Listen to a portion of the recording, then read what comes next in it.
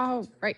We're out here with Rory, and I wanted to spend some time talking about recalls. That's kind of what we're working on in the puppy program this week. And that's where we usually start with some of these skills. So we talked about pairing our puppy's name with the clicker until the dog starts to have an awesome response to their name, similar to the one that they have to their clicker. And we talked about this in group class with Rory this weekend. Anything that we pair with the clicker can start to take on the power of the clicker.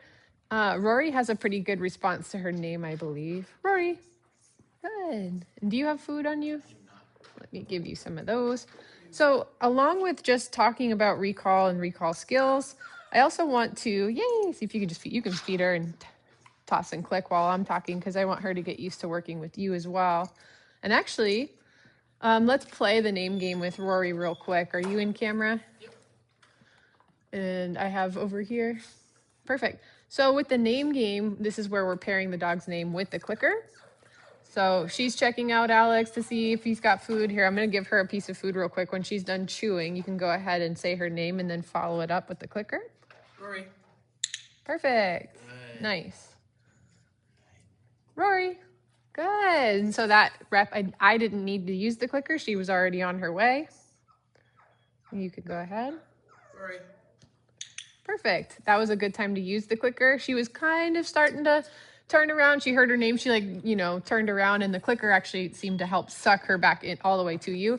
This is going to be a really great game to start to add distance to. So you have her drag like a nice long line. I really like 35-foot plus long lines if you're in a nice open field.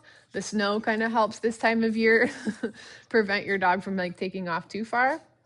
But you can really add some distance in between the people playing. You can have more than 2 people play as well. It's helpful that everyone has a clicker though. The clicker is really going to help suck that dog all the way over to you and make that response to their name as powerful as we can make it. So the next thing that we're going to talk about are collar grabs. This is another element that we talk about in the puppy program. We did this with Angus just a little bit earlier. And so with recalls, and with Rory in particular, she is a bit head shy.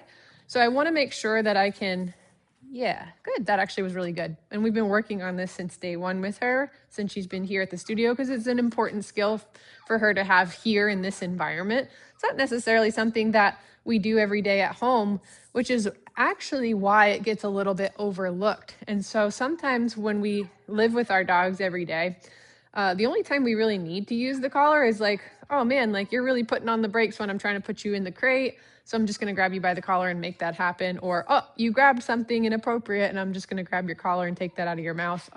So a lot of times, the only time we grab our dogs by the collar, or maybe they're jumping and you're using it to pull your dog on and off and away from you.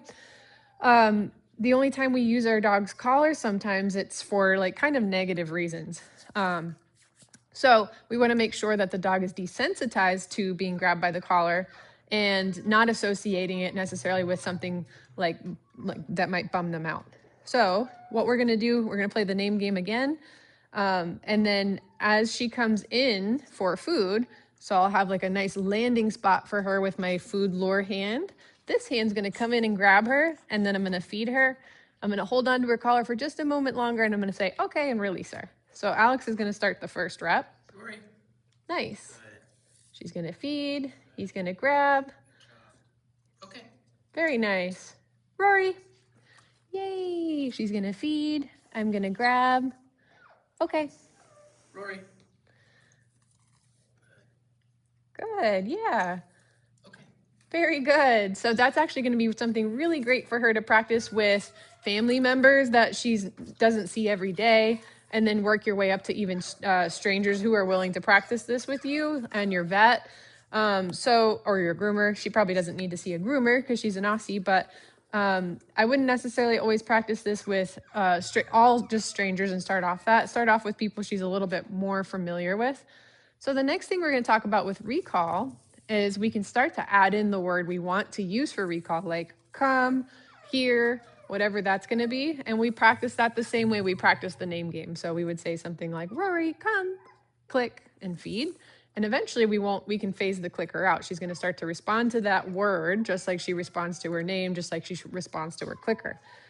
When we talk about recall, and the analogy that I like to use is that sometimes I have people that say, my dog will run from 5 miles away if they hear a cheese wrapper opening, but won't come to the word here or come. So that's a really great point. And actually, that's what we want our dog to respond to the word. The reason why the dogs respond to cheese wrappers is because cheese wrappers equal cheese every time. Whether they're eating it or not, you might be eating it, right? But cheese wrappers always equal the same thing. So the trap that we get into with doing recalls is that we too soon try to use it to call our dog away from something really fun. And we don't have enough money in the bank, I like to say. So the same thing would happen to a cheese wrapper if you started keeping a cheese wrapper in your pocket and you crinkled it when it was time to come inside from playing, and your dog ran over and you don't have cheese and it's time for the fun to stop, your dog's going to very quickly start ignoring the cheese wrapper as well. The other element to that is that we sometimes start to put our dogs in we practice recalls with lots of rewards, which we're going to talk about. That's exactly what we want to do. But then without having a setup where we can help the dog make the right choice, we try to use our recall word where we don't have a way to back it up, and the dog can actually choose to ignore it and get reinforced really heavily for ignoring it. So we want to make sure that we're building training sessions up in such a way that if she were to make the wrong choice by not coming to me, she's not going to be able to get to the thing that she wants to get to more. We need to make sure that that's a training setup that we're purposely putting in place and not waiting for the moment where we we really need you to make this happen. So when we're talking about money in the bank, right? That's the cheese wrapper thing. We want to make that word that we're going to pick, whether it's here or come. And if you've already used a word that she's kind of learned to ignore, you might think of using a different word in this case and pick a brand new untainted word. So I'll have you come over. We're going to use HERE because I feel like that's not one that we always use, but I really like it because especially when we're saying it from a distance, it's a clear phonetic sound. So do you have food? Yep. Perfect. So you're here. Nice. Good. And she happened to already be on her way, so Alex didn't need to use the clicker. Here. Perfect. I decided to use my clicker because I want to inject a little bit more oomph to it. You can also back up a couple feet if you want to. Perfect. Rory, here. Perfect. So let's see if in the next rep we can actually pair the word here with the clicker. Here. Perfect. That's a good example. It kind of happened very quickly. I said the word, and she was kind of trotting on her way over anyway, but as soon as that clicker happened, you see the get up and go. Rory, here.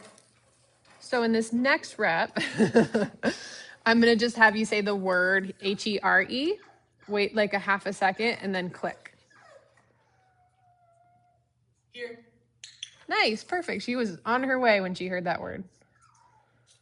Very good. Here. Perfect. And we'll do one more from you. Here. Perfect. Yay.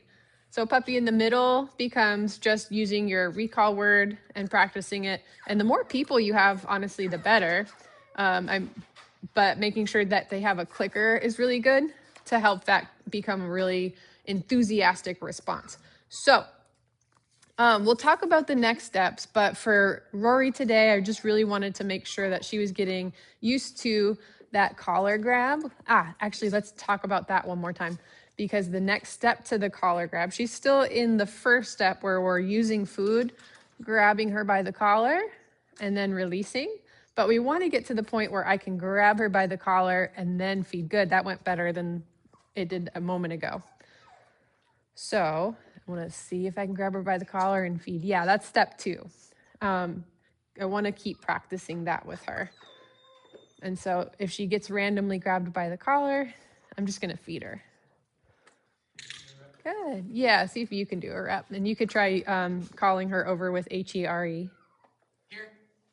Nice. Okay.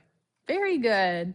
So Rory's doing super duper with that. She's gaining way more confidence as we do this. She's like, oh, okay, this is just a fun game that we're playing. I don't have to be worried about this. The next thing we're going to do today is just see if we can get her out and about. And we're going to talk about leash skills. And we're going to keep working on her implied stays with that marker system that we talked about over the weekend. But she's doing really great. Good job, Rory.